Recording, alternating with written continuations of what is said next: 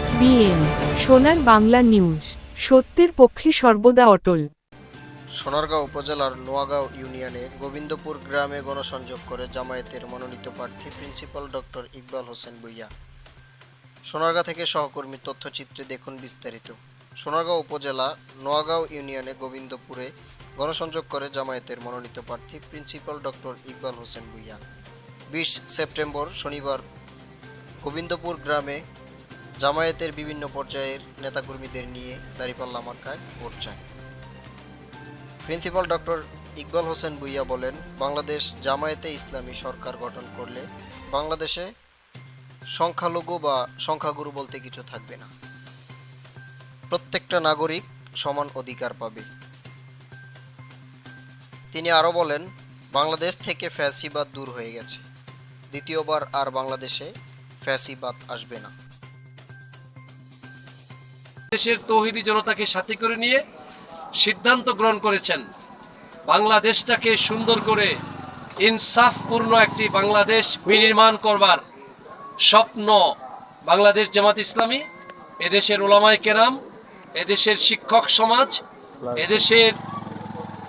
এদেশের মেহনতি মানুষ, খেটে খাওয়া মানুষ, ধর্ম বর্ণ নির্বিশেষে হিন্দু বৌদ্ধ খ্রিস্টান এবং মুসলিম সকল ধর্মের মানুষদেরকে সাথে করে নিয়ে একটি মানবিক বাংলাদেশ বিনির্মাণ করার অংশ হিসাবে আগামী ত্রয়োদশ জাতীয় সংসদ নির্বাচনে দাঁড়িপাল্লা প্রতীক নিয়ে জামাত ইসলামী 300 আসনে নির্বাচনে অংশগ্রহণ করছে। আলহামদুলিল্লাহ।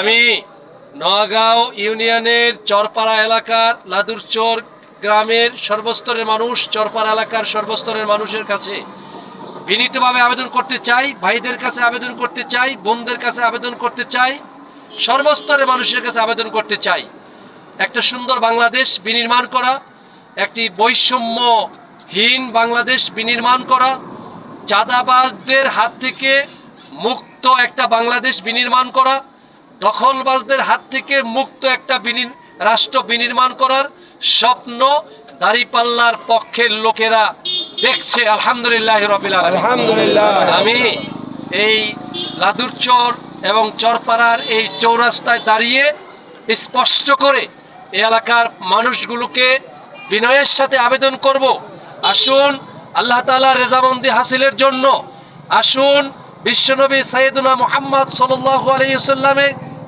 আলাইহি সাল্লামকে রাজি খুশি করবার জন্য, বিশ্বনবীর আদর্শে একটি মদিনার সনদের আলোকে একটি রাষ্ট্র বিনির্মাণ করতে চাই। সেই রাষ্ট্র বিনির্মাণের লক্ষ্যে এদেশের খেটে খাওয়া মানুষ, এদেশের শ্রমজীবী মানুষ, এদেশের মেহনতি মানুষ, কৃষক শ্রমিক জনতা সকলে মিলে দাঁড়িপাল্লা মার্কার প্রার্থীকে আমরা জাতীয় সংসদে পাঠাতে চাই ইনশাআল্লাহ।